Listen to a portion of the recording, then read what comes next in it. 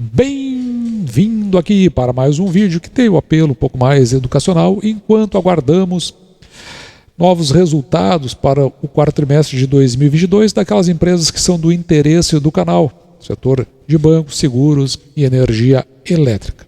Enquanto isso não ocorre, ficamos aqui nesse segmento que nós também gostamos muito, que são os toques da Bolsa, onde vamos responder algumas perguntas que são levantadas no canal e nós entendemos, eventualmente, elas podem ser do interesse de bastante pessoas.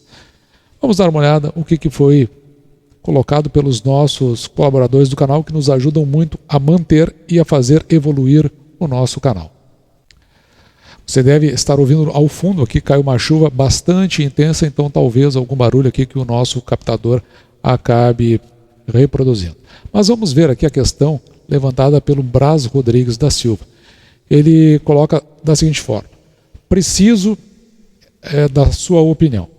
Quando a gente precisa vender umas ações, qual vender? Aí ele fica na dúvida. Aqui está no prejuízo ou aqui está com o lucro? Eu até antecipei esse vídeo justamente por achar que essa aqui é uma pergunta de oportunidade. Eu vou tentar separar aqui em duas partes. A primeira, e aqui eu não estou trazendo para o momento presente uma questão de moral ou até de ética. Eu vou trazer aquilo que é um conceito do ponto de vista do entendimento do investidor.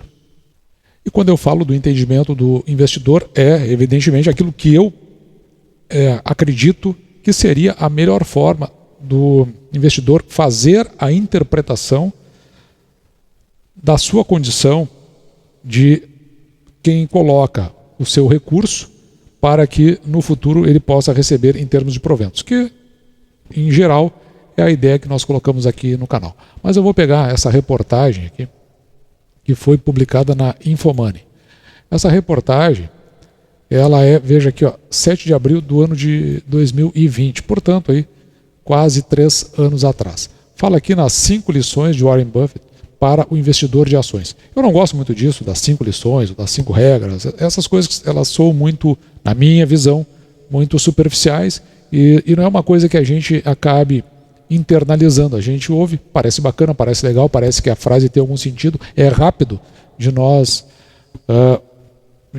vamos dizer assim, ler e, de alguma forma, compreender, mas às vezes me parece assim que a interpretação ela fica um pouco prejudicada. Eu digo isso porque a questão que eu vou levantar aqui, ela está separada aqui no pensamento de longo prazo.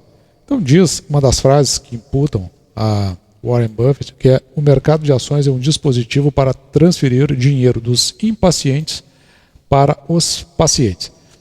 E na verdade eu não pensaria, no caso que nós estamos abordando, em termos de longo prazo, mas sim vinculado com a pressa que nós temos em fazer as coisas, ou em fazer os nossos negócios, no caso aqui da Bolsa de Valores.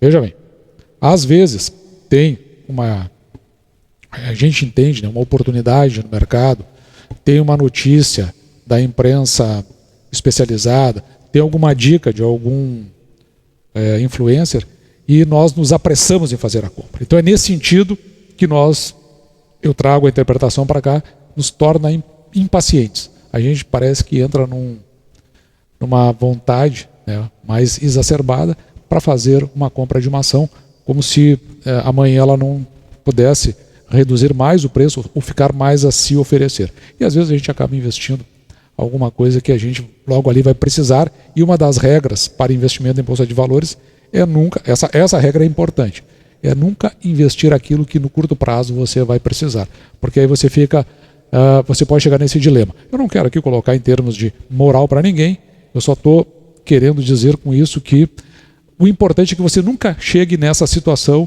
de precisar fazer uma venda. Mas aqui no caso a pergunta é: bom, mas eu preciso fazer a venda. Eu vendo aquelas ações que eu estou no prejuízo ou aquelas que eu estou no lucro? A minha resposta seria a seguinte: eu venderia aquelas que me pagam menos dividendos. Essa é a minha interpretação. Mas eu deixo aí para você, diante de todas essas considerações, se realmente é o caso de fazer uma venda, se você está ajustado, preparado para que você não faça uma transferência de valor por ter sido ou ser impaciente para uma pessoa mais paciente. Espero ter ajudado nessa questão. Mas voltando aqui, eu tive que interromper o vídeo, porque a chuva que eu falei logo no início foi muito forte e deu um vazamento do vizinho, aqui do prédio vizinho, para esse prédio aqui. Então a gente esteve atendendo ali. Paramos aqui cerca de 2h30, então agora estou recomeçando. Você não vai perceber isso, evidentemente, mas é que me ocorreu um detalhe também em relação, que eu posso complementar aqui, o que eu vinha falando sobre a questão de quando você precisa enfim, você precisa de caixa e acabar se desfazendo de suas ações. Mas o que acontece? É por isso que a gente reforça a ideia da sua reserva de emergência. Porque esse é o local onde você vai recorrer na hora que você vai ter o aperto. Muitos autores recomendam reserva de emergência na ordem aí do que você ganha em um mês acumulado em 6, ou seja, 6 vezes o que você ganha. Eu costumo utilizar 12 meses para problemas como esse que aconteceram. O prédio aqui ele tem seguro. Então, na hipótese de precisar do caixa para atender essa emergência que vai decorrer dessa infiltração, se vai recorrer à reserva de emergência. Uma outra parte que complementa essa ideia é exatamente o fato de se ter aquilo que a gente chama de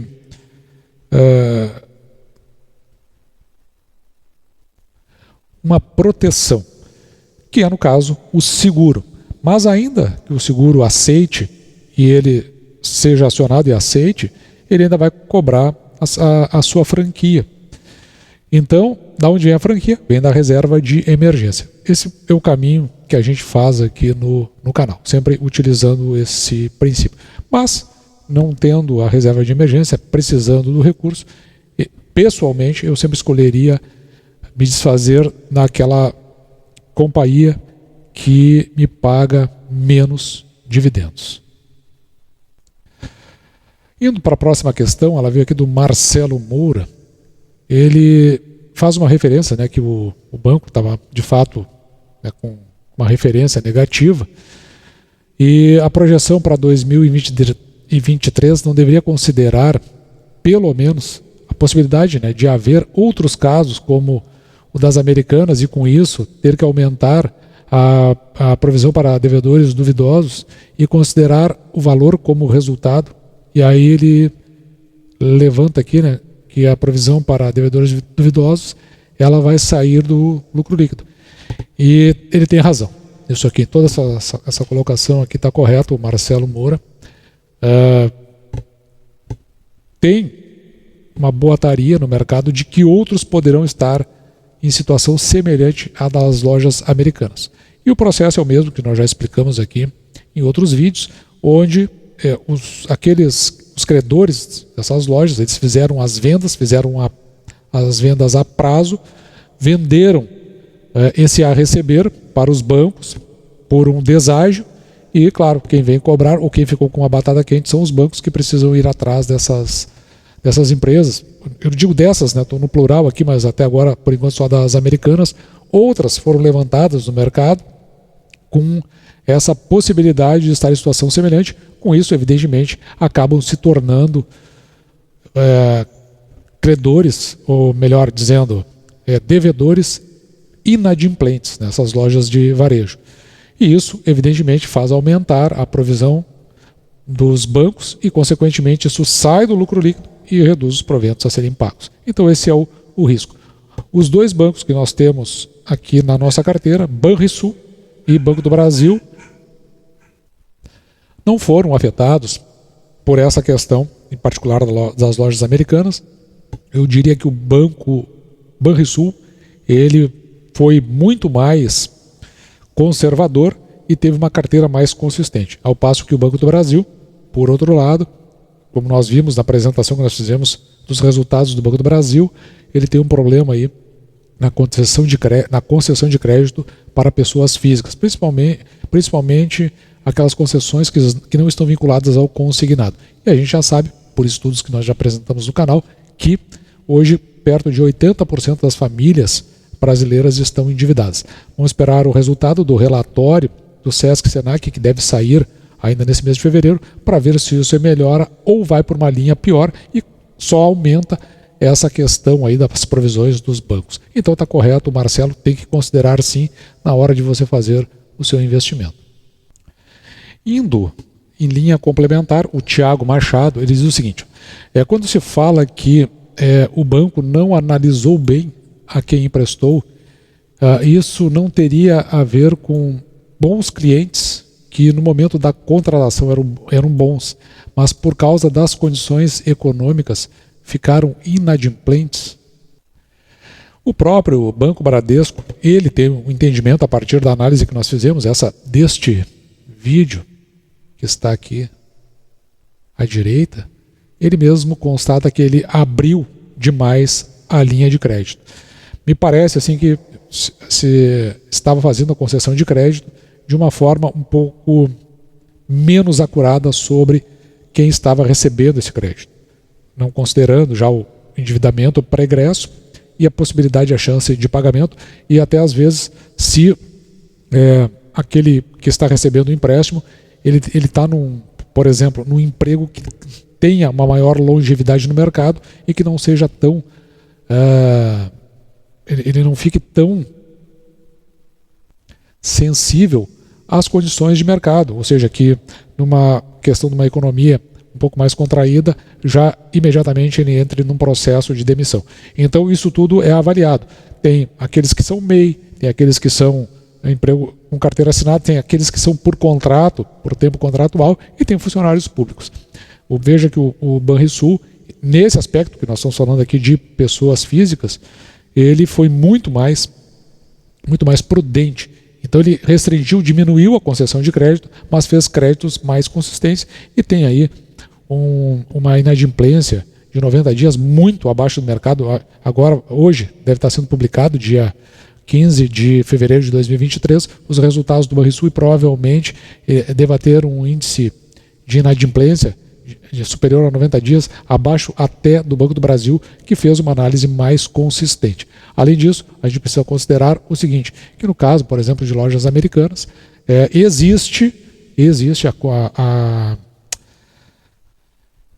a gente tem que ter um certo cuidado quando fala isso, mas o mercado considera a possibilidade de uma fraude, inclusive. E aí, isso pode gerar, dentro do contexto, inclusive para os seus clientes, os seus fornecedores, um efeito dominó nesse caso. Então, eu não acho que eles eram bons na época da concessão. Eu acho que me soa isso, o Bradesco, que ele realmente, como o próprio presidente disse, ele abriu demais a sua concessão e hoje ele está pagando por isso. E para finalizar, o Yuri Costa, ele pede aqui uma análise do Banco ABC. O Banco ABC fez, no início do mês, a divulgação dos seus resultados. Então eu já digo para o Yuri, nós vamos fazer a análise do ABC, só vamos deixar passar esse período dessas empresas que são mais aqui do interesse do canal e que estão mais vinculadas com a carteira, e vamos fazer uma análise do Banco ABC. E assim, esse foi o vídeo de hoje, espero ter sido útil para você, investidor, que as ideias aqui lhe tragam uma base importante para as suas tomadas de decisão, porque a ideia aqui é justamente, no nosso espectro de transparência, divulgar e passar para você aquilo que a gente leva em consideração na hora de tomar as nossas decisões. Evidentemente que a decisão ela é competência de cada um, tendo em vista as variáveis que cada um consegue enxergar e interpretar. Dito isso, vou ficando por aqui, me despedindo de você e deixando, como sempre, o meu grande abraço.